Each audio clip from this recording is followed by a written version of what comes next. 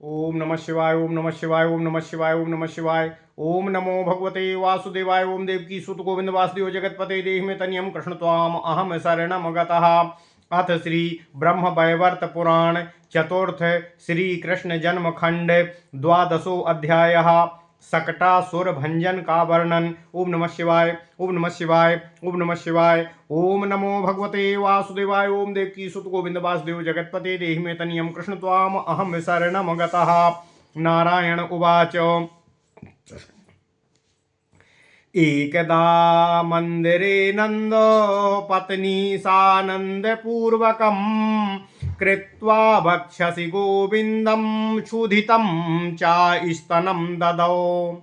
एतस्मिन्नन्तरे गोप्य आजगमुर्नन्दमन्दिरं स्थविरश्च वयस्याश्च बालिका बालकान्विता।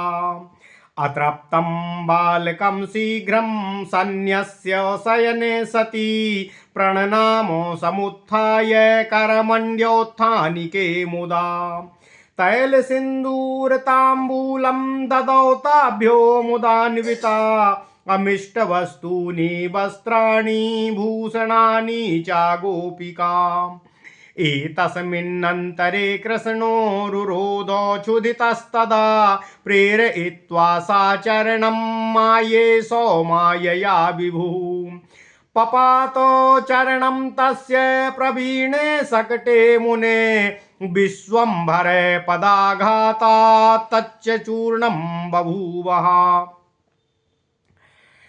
बभञ्ज सकटं पेतुर्भग्नकाष्ठानि तत्र वै पपातो दधि दुग्धं च नवनीतं घृतं मधु। दृष्ट्वाश्चर्यं गोपिकाश्च दुद्रुवुर्बालकं भयात् दद्रसुर्भग्नसकटमिन्धनाभ्यन्तरे शिशुम्। भग्नभाण्डो समूहं च पतितं बहुगोरसं प्रेरयित्वा तु काष्ठानि जग्राह बालकं भिया। माया रक्षित सर्वांगं रुदितं क्षुधितं क्षुधा स्तनं ददौ यशोदातं रुरोध च भृशं शुचा। पप्रच्छुर्बालकान् गोपा बभञ्ज सकटं कथं किञ्चिदेतुं नापश्यामः सहसेति किमद्भुतम्। इत्यूचुर्बालकाः सर्वे गोपाः शृणुतो मद्वचः श्रीकृष्णस्य पदाघाताद्वभञ्जो सकटं ध्रुवम्।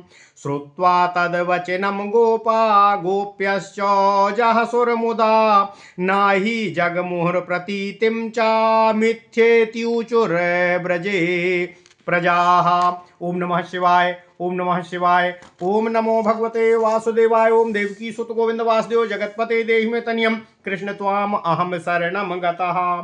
शिशुः स्वस्त्ययनं कार्यं चक्रुर्ब्राह्मण पुंगवा हस्तं दत्त्वा शिशोर्गात्रे पपाठ कवचम द्विजः। वदामि तत्ते विप्रेन्द्र कवचम सर्वरक्षणं यद्दत्तं मायया पूर्वं ब्रह्मणेनाभिपङ्कजे। निद्रिते जगति नाथे जले च जलसायिनी भीताय स्तुतिकर्त्रे च मधुकैटभयोर्भयात्। योग निद्रोवाचो दूरीभूतं कुरु भयं भयं किं ते हरौ स्थिते स्थितायां मयि च ब्रह्मान्मुखी तिष्ठ जगत्पते। श्रीहरि पातु ते वक्त्रं मस्तकं मधुसूदनः श्रीकृष्णश्चाक्षुषी पातु नासिकां राधिकापतिः। कर्णयुग्मं च कण्ठं च कपालं पातु माधवः कपोलं पातु गोविन्दः केशांश्च केशवः स्वयं। अधरोष्टं हृषीकेशो दन्तपङ्क्तिं गदाग्रजः रासेश्वरश्च रसानां तालुकं वामनो विभुः। वक्षः पातु मुकुन्दश्च जठरं पातु दैत्यः जनार्दनः पातु नाभिं पातु विष्णुश्च मेहनम्। नितंब युग्मम गुह्यम चा पातु ते पुरुषोत्तमः जानु युग्मम जानकी सह पातु ते सर्वदा विभुः हस्तयुग्मम नृसिंहश्च पातु सर्वत्र संकटे पादयुग्मम वराहश्च पातु ते कमलोद्भवः ऊर्ध्वं नारायणः पातु ह्यधस्तात् कमलापति पूर्वस्याम पातु गोपालः पातु वहनो दशास्यः वनमाली पातु यम्याम वैकुंठः पातु नैरतो वारुण्याम वासुदेवश्च सतो रक्षाकरः स्वयं पातु ते सन्ततमजो पातु ते सन्ततमजो वायव्याम विष्टरस्रवः उत्तरे च सदा पातु तेजसा जलशासनः ऐसन्यामीश्वरः पातु पातु सर्वत्र शत्रुजितो जले स्थले चान्तरिक्षे निद्रायाम पातु राघवः इत्येवं कथितं ब्रह्मान् कवचं परमाद्भुतं कृष्णेन कृपया दत्तं स्मृतेनैव पुरा मया शुम्भेन सह संग्रामे निर्लक्ष्ये घोर दारुणे गगने स्थितया सद्य प्राप्ति मात्रेण साजितः कवचस्य प्रभावेणोधारण्याम पतितो मृतः पूर्वं वर्षशतं खेचा कृत्वा युद्धं भयावहं मृते शुम्भे च गोविन्दः कृपालुरे गगनस्थितः मालां च कवचं दत्त्वा गोलोकं सा जगामः कल्पान्तरस्य वृत्तान्तं कृपया कथितं मुने अभ्यन्तर भयं नास्ति कवचस्य प्रभावतः कोटिशः कोटिशो नष्टा मया दृष्टाश्च वेधसः अहं च हरिणा सार्धं कल्पे कल्पे स्थिरा सदा इत्युक्त्वा कवचं दत्त्वा सान्तर्धानं चकारः निःशङ्को नाभिकमले तस्थौ सा कमलोद्भवः सुवर्णगुटिकायां च कृत्वेदं कवचं परं कण्ठे वा दक्षिणे वाह बघ्नीयाद्य सुधी सदः विषाग्नि जलशत्रुभ्यो भयतस्य न जायते जले स्थले चान्तरिक्षे निद्रायां रक्षतीश्वरः संग्रामे वज्रपाते च विपत्तौ प्राणसंकटे कवचस्मरणादेव सद्यो निःशङ्कता व्रजेतो वद्वेदं कवचं कंठे शङ्करस्त्रिपुरं पुरः जघानुलीलामात्रेण दुरन्तमसुरेश्वरम् बदद्वेदं कवचं काली रक्तबीजं चखाद सा सहस्रशीर्षा धृत्वेदं विश्वं धत्ते तिलं यथा आवां सनत्कुमारश्च धर्मसाक्षी च कर्मणां कवचस्य प्रभावेण सर्वत्र जैनो वयं तस्य नन्दो शिशुकण्ठे चकार कवचं द्विज आत्मानः कवचं कण्ठे दधार सा स्वयं हरिः प्रभावः कथितः सर्वः कवचस्य हरेस्तथा अनन्तस्याच्युतस्यैव प्रभावमतुलं मुने। ओम नमः शिवाय, ओम नमः शिवाय, ओम नमः शिवाय, ओम नमः शिवाय। ओम नमो भगवते वासुदेवाय। ओम देवकी सुत गोविंद वासुदेव जगतपते देहि तनियम कृष्ण त्वाम अहम शरणम गतः। ओम नमः शिवाय, ओम नमः शिवाय, ओम नमः शिवाय। अथ श्री ब्रह्मवैवर्त पुराण चतुर्थ श्री कृष्ण जन्म खंड 12वां अध्याय सकटासुर भंजन का वर्णन। ओम नमः शिवाय। नारायण देव कहते हैं, हे नारद, एक बार नंद भवन में आनंद पूर्वक नंद पत्नी माता यशोदा आनंद के साथ सुधा युक्त अपने शिशु गोविंद को अपने वक्ष से लगाकर उनको स्तनपान कराने जा रही थीं। तभी समवयस्का एवं वयस्का आयु वाली गोपियां अपने बालक बालिकाओं को लेकर वहां पर आ गईं। भगवान श्री हरि कृष्ण उस समय स्तनपान से परितृप्त नहीं हो सक रहे थे। वे अभी अतृप्त ही थे कि सती यशोदा शिशु गोविंद श्री कृष्ण को सैया पर रखकर उठ गईं। उन्होंने समागत गोपियों को प्रणाम कर उनका सत्कार किया तथा वे शिशु की वर्षगांठ के उपलक्ष्य में मंगलजनक कर्म हेतु उठ हुईं। उन्होंने उन गोपियों को तेल, सिंदूर, तांबूल, मिष्ठान्न, वस्त्र तथा आभूषण प्रदान किए।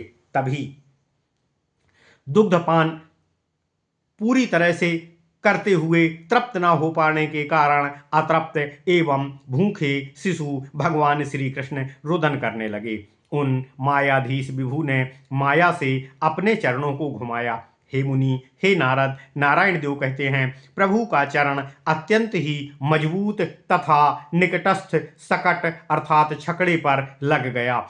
विश्वम्भर प्रभु के पैरों के आघात से वह सकट चूर्ण चूर्ण हो गया। इससे लकड़ी के बने सकट की लकड़ियां वहां पर चारों ओर फैल गईं तथा दधी, दुग्ध, घृत, नवनीत, मधु आदि सभी वस्तुएं जो सकट पर रखी हुई थीं वे भी भूमि पर यत्र तत्र गिर गईं।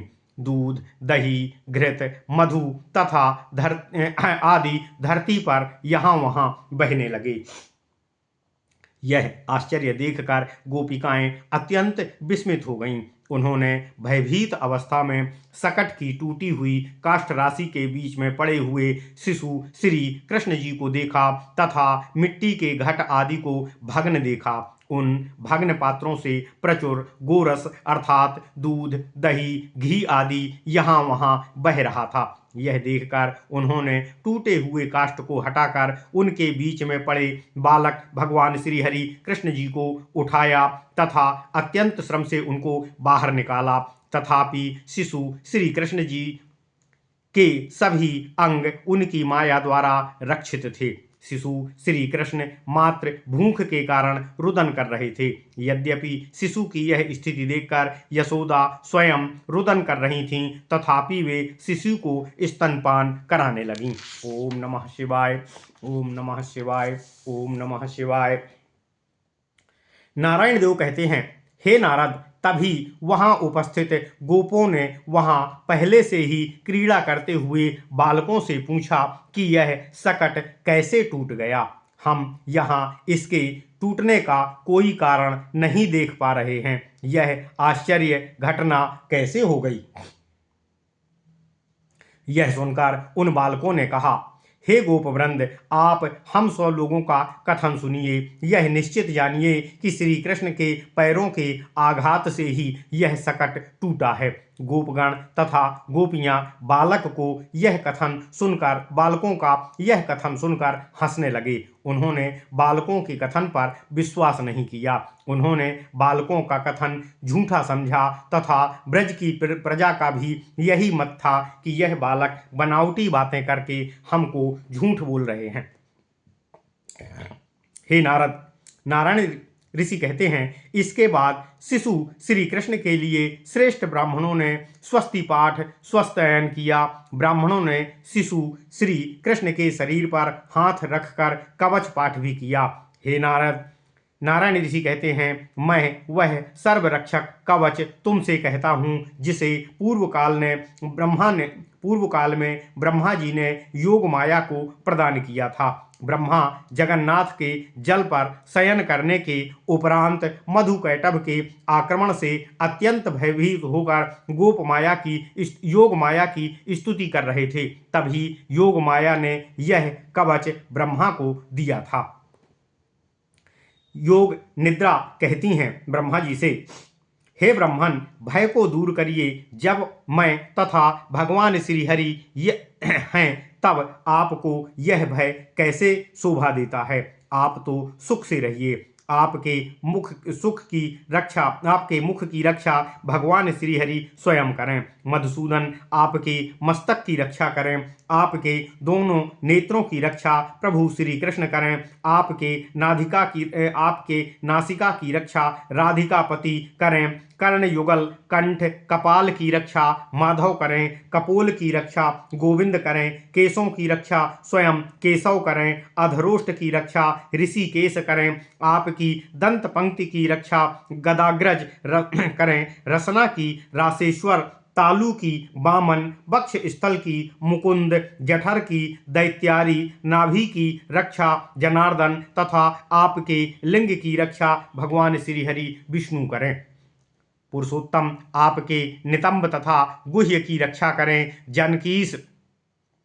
जानकीस आपके दोनों घुटनों की रक्षा करें। सर्व संकट काल में हस्तद्वय की रक्षा भगवान श्री नृसिंह करें। कमलोद्भव बाराह आपके दोनों चरणों की रक्षा करें। आपके ऊर्ध्व की रक्षा नारायण करें। आपके अधः की रक्षा कमलापति करें। पूर्व दिशा में गोपाल आपकी रक्षा करें। अग्निकोण में 10 मुख हंता आपकी रक्षा करें। दक्षिण दिक में बनमाली आपकी रक्षा करें। नैऋत्य कोण में वैकुंठ तथा पश्चिम दिक में सतजन रक्षक वासुदेव आपकी स्वयं रक्षा करें। वायु कोण में सतत अजन्मा विष्टरस्रवा रक्षा करें। विष्टरस्रवा आपकी रक्षा करें। उत्तर दिक में सदा जलजासन अर्थात कमलासन स्वतेज से आपकी रक्षा करें। ईशान कोण में सर्वत्र ईश्वर शत्रुजित आपकी रक्षा करें। जल स्थल अंतरिक्ष एवं निद्रा में राघव आपकी रक्षा करें। हे ब्रह्मा जी, योग निद्रा कहती हैं कि मैंने आपसे यह अद्भुत कवच कह दिया है। नारायण देव नारद से कहते हैं, इसे मेरे स्मरण करने पर कृष्ण से कृपा पूर्वक मुझे प्रदान किया था। प्राचीन काल में जब दुर्गा के साथ शुंभ दैत्य का घोर दारुण संग्राम हुआ था, तब आकाशस्थ देवी दुर्गा ने इस कवच को प्राप्त करते ही उस दैत्य को जीत लिया था। इसी कवच के प्रभाव से वह धरणी पर मृत होकर गिर गया था। पूर्व काल में जब आकाश में 100 वर्षों तक देवी दुर्गा से शुंभ का भयावह युद्ध हुआ था, तब शुंभ के मृत होने पर कृपालु गोविंद ने आकाश में स्थित रहते हुए यह माला तथा कवच मुझे प्रदान किया था। तत्पश्चात वे गोलोक के लिए प्रस्थान कर गए थे। हे मुनि, हे नारद, नारायण देव कहते हैं, यह कल्पांतर का वृत्तांत मैंने कृपा पूर्वक तुमसे कह दिया है। इस कवच के प्रभाव से तुमको अब किसी का भी कोई भय नहीं है। मैंने भगवान श्री हरि के साथ स्थित रहकर कल्प कल्प में कोटि कोटि ब्रह्माओं का नाश होते देखा है। यह कहकर देवी योग माया अंतर्ध्यान हो गई। उधर ब्रह्मा जी भी प्रभु के नाभि कमल में निःशंक रूप से रहने लगे। मनुष्य को चाहिए कि वह बुद्धिमान व्यक्ति स्वर्ण की ताबीज में यह उत्तम कवच रखकर कंठ में अथवा दाहिने बाहु में धारण किए रहे। ऐसे कवचधारी को विष, अग्नि, जल तथा शत्रु का भय कदापि नहीं होता है। जल, स्थल, अंतरिक्ष तथा निद्रा में ईश्वर सदैव उसकी रक्षा करते रहते हैं। संग्राम, वज्रपात, विपत्ति, प्राण संकट में कवच के स्मरण मात्र से व्यक्ति तत्काल ही निःशंक हो जाता है। पूर्व काल में यही कवच कंठ में धारण करके भगवान शिव ने लीला क्रमेण ही दुरंत त्रिपुरासुर का वध किया था तथा काली यही कवच धारण करके रक्त बीज का भक्षण करने में सक्षम हो सकी थीं। सहस्त्र सिर वाले अनंत यही कवच धारण करके पृथ्वी को तिलवत अपने सिर पर धारण करते हैं। इसी के प्रभाव से सनत कुमार, सर्व कर्म साक्षी धर्मदेव तथा मैं स्वयं नारायण इसी कवच के प्रभाव से सर्वत्र विजयी हो गए हैं। यही कवच उन ब्राह्मणों ने शिशु श्री कृष्ण के कंठ में बांधा था। भगवान श्री हरि अपने कंठ में स्वयं यह कवच धारण करते हैं। हे मुनिवर, हे नारद, मैंने तुमसे अत्यंत अच्युत भगवान श्री हरि का तथा उनके कवच का अतुल प्रभाव का वर्णन कर दिया है। अब आगे क्या सुनना चाहते हो? ओम नमः शिवाय। इति श्री ब्रह्मवैवर्त महापुराणे श्री कृष्ण जन्म खंड नारद नारायण संवादे सकट भंजन योग निद्रोक्त कवचन्यासो नाम 12वां अध्यायः। ओम नमः शिवाय, ओम नमः शिवाय, ओम नमः शिवाय। ओम नमो भगवते वासुदेवाय। ओम देवकी सुत गोविंद वासुदेव जगतपते देहि मे तनियम कृष्ण त्वाम अहम शरणम गतः। ओम नमः शिवाय, ओम नमः शिवाय, ओम नमः शिवाय।